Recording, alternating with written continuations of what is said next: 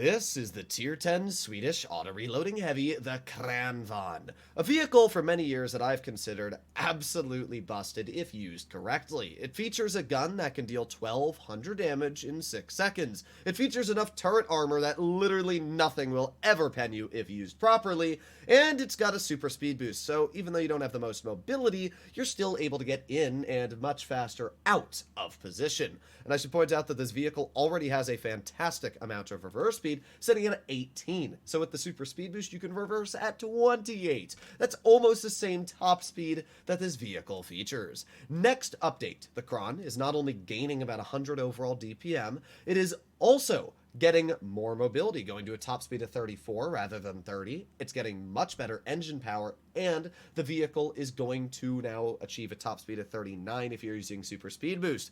The tank's actually going to be quite mobile, and that's going to make the Kran just absolutely insane. So in today's video, we're going to play 2 battles in the Kran, and you're going to see just why this tank is already absolutely magnificent at getting the job done. And yeah, I would highly recommend for anybody that has a bit of common sense to grind down this line. The reason I say that is there's a lot of people that think the Kran is bad. And that opinion is just wrong. I've said it in the past, and I'll say it every time. It's just wrong.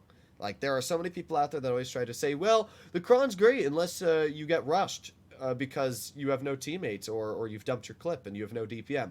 And I always reply with the exact same thing, which is, why do you not have a teammate next to you? It's very easy to have just one teammate next to you in support so that you don't get rushed. Or even better than that, how about just don't dump your clip? I've talked about it very times in the past, how the Kran has good DPM. If you shoot it one shot and reload, one shot, reload, it's bad when you dump the full clip.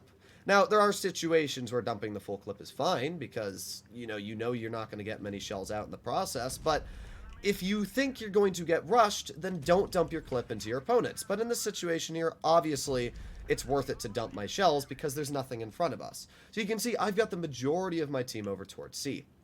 But because we have turret armor and because we're able to hold this ridge, we're going to chill here, and we're just going to ruin our opponent's fun if we can. So we got the Sheridan off to the side. I'm very tempted to shoot, but I'm not going to. I'm going to hold my shells, and I'm going to wait because we are gaining DPM while we hold them. Let's see if that minnow or the Contra Cara backs up. Okay, that was a bit infuriating, but not much I can do about that. We still have the 183 in the back, which is a bit interesting. I don't really know what to do here, to be honest. This team is not looking very good. Our one player's dead. I'm going to push up and try and help out this 183. We've spotted the Sheridan.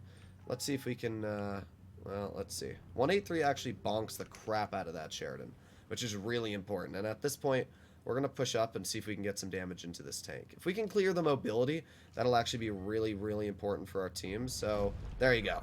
We were able to finish off the enemy Sheridan. Then we got the Contra Cara off to the side, which we were able to get one shell into, just like so. And I was going to shoot that second shell, but again, this is where being smart with your shots is just the best decision.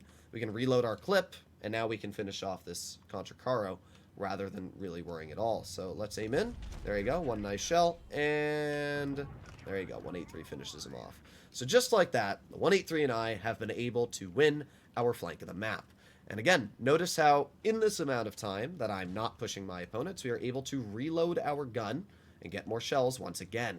It's a great example of how you can use auto reloaders. So we've got our shells now at this point. The Leopard drives right into the open and dead. All right, well, it is 4-4 at this time. The mobility on their team is basically gone, but they still do have a TVP, which we can see actually YOLOing our IS-7 as we speak.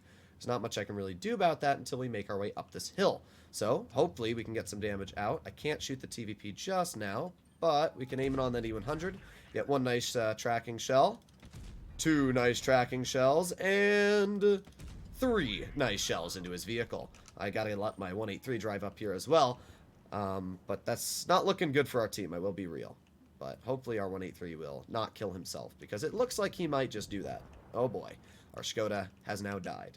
Okay, well, if I'm to break this situation down, it's bad. Like, our team is not doing very good, and this 183 is getting in my way. But we're going to put on my super speed boost, and we're going to try and get a clip into this E100. finishing him off. Let's see if we can do that. And there's one shell into his lower plate. He does pen me, but there's 2 shells into his lower plate. And I'm going to ignore the IS-7 if I can, finishing off the E-100. That is obviously exactly what we want.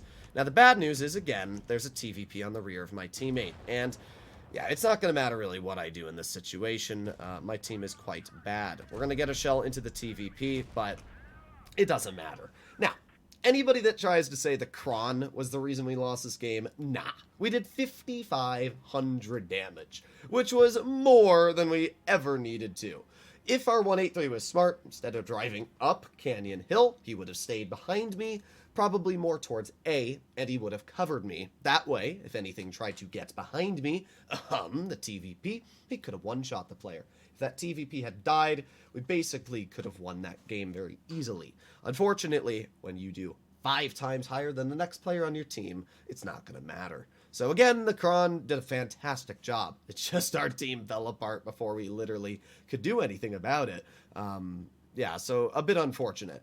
That was mainly down to the fact that our team wanted to go A side with 3 vehicles, being the TVP, 183, and I don't remember what the other guy was, but we had 3 tanks that went over to A and died, rather than go over towards base C and hold with the rest of the team, because I would have just held those guys off on the mid-hill, but oh well.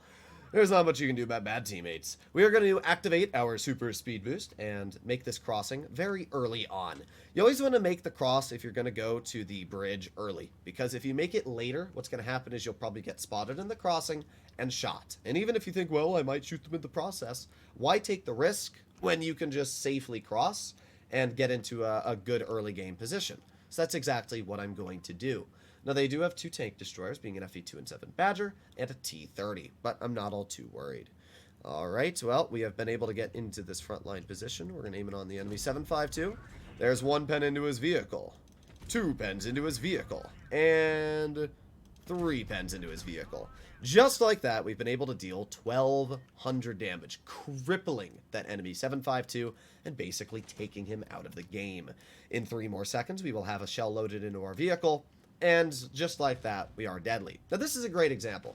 Just because I've dumped my clip, how am I going to be pushed? I have 5 teammates behind me. It's just a great example of you can't get pushed in a Kran if you play it properly. So we're going to have our final shell loaded in just a couple seconds. We do have the Badger off to the side. We also got a 260 off to the side. Don't really like this position we've been put in here. Let's pen the Badger once and twice. And you're going to let me shoot you a 3rd time? I'll wait. I will indeed wait. Unfortunate. Alright, well, in this current time frame, the smartest thing I can do is just back on up. This Badger can't do anything to me if I chill back here, because obviously we have very good turret armor, and he won't be able to see me. So we can just wait here for now. The only problem is our team is bleeding quite a bit, and that's obviously not what we want. But now that the Badger has left, I don't have as much to worry about. So we're going to reload again in a couple more seconds. We're going to try and finish off the enemy 752, and then we should be able to deal with the rest of the guys over here. So there you go. Enemy 752 gets cleared. We do have the T-30 off to the side. T-30 bounces us, which is really good, and we're able to get 2 shells into the enemy VK-90. I really wanted to just cripple that VK-90 so he couldn't do anything late game. But I should point out, we are already up to 3,000 damage. It's only been about a minute and 20, 30 seconds in the game. We're already up to 3K. I mean, again, the Kran doesn't need DPM. It's just a really good holding vehicle. The problem is our team is, well, they're not doing very well off to the other side of the map, which is obviously not what we want. The good news is that we at least have plenty of health left. We're going to see if that T-30 is still waiting right here, which he is. We're going to get... okay, Wargaming. That did not make sense. All right, well, let's reload again. I'm just going to try and bait a shell from this T-30 if I can. Alright, now that we've got our shell, there you go, 1 pen into the enemy T-30, and there you go, another pen into his turret, and bonk, boom. 3 shells into the T-30, once again crippling that player and bringing him down to a 1-shot. This is just a great example of why it's so hard to push an auto-reloader. I am constantly gaining shells in my clip, which means really no matter how weak my tank may be at one moment, that's just an unfortunate circumstance. But what I was saying is that it doesn't really matter how weak your tank is at one moment, as long as you can just chill. I mean, I don't really know what the 60 TP is doing, to be completely honest. Man's, like, trying to tunnel me, but... Alright, that worked. That worked well for you. I don't really know why he did that, but hey, I'm not going to complain. He missed me. And again, well, I was going to say again, we can pen him here, but I guess it didn't really matter. So, two very different games. The first battle, we had a team that died, didn't hold at all.